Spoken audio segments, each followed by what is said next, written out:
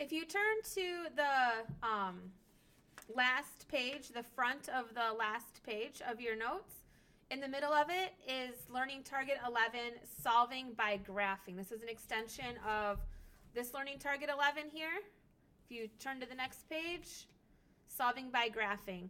So when you do this, you can actually do this when the function is in any form, but it's often not the most efficient way. Like, for example, if the function is in, this form, or if it's in factored form, it might be faster to do a different way. For example, if it's in factored form, you'd probably want to use a zero product property, but you really can use graphing when the function is in any form.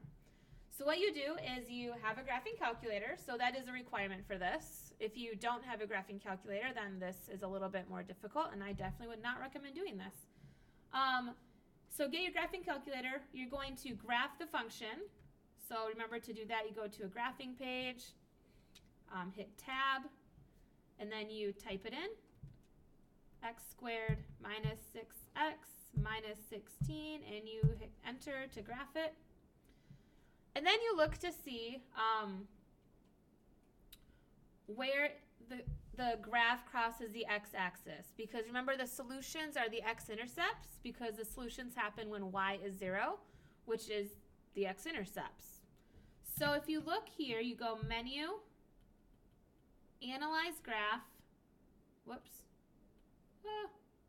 Analyze Graph, 0, and then you get this vertical dotted black line. You're going to swoosh it over to the left, click, swoosh it over to the right of the 0 you're trying to find. Don't do both of them, because it'll only just give you one. And then you find out that one of them is -2, 0. So what I'm going to do over here is I'm going to roughly sketch this graph. And I'm going to put this point as -2, 0. And then I'm going to go Menu, Analyze Graph, 0 again. And I'm going to go to the left of my other 0 and then swoosh it over it. And I get 8, 0. So that tells me that my two solutions are x equals -2 and x equals 8.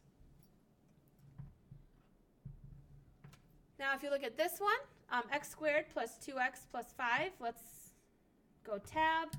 We're going to not get a new function, because then we'll have two graphs graphed there, and then it gets kind of confusing. We're going to go back up to our old one, and then we're just going to edit what we have. So instead of -6x, now we have plus 2x.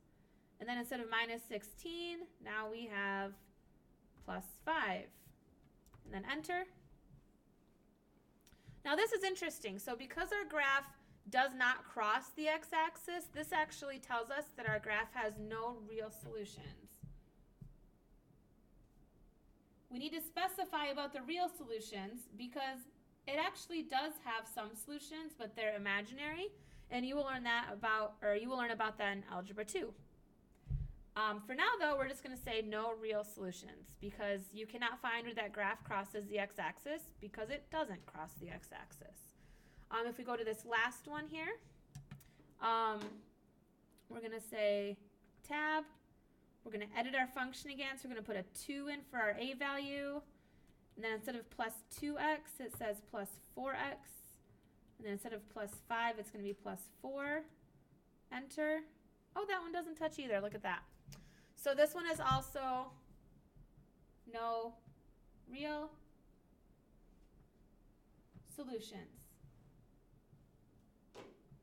Now, if you notice, these functions, if you were to try to factor this, you would put x squared there, you would put 5 here, x and x, and now you're looking for two things that multiply to be 5 and also add to be 2. There are no such things. Nothing is going to multiply to be 5 and add to be 2. Like if you think in your head, like, well, 1 and 5. And even if you go into the land of decimals and you think like 2 and 2.5, that's still going to add to be 4.5. Nothing will add to be 2. So some functions just aren't factorable. And when that's the case, that means that there are no real solutions. So if you ever come across a function that you just think like that's just not possible, there's a good chance it's not, and it leads to no real solutions.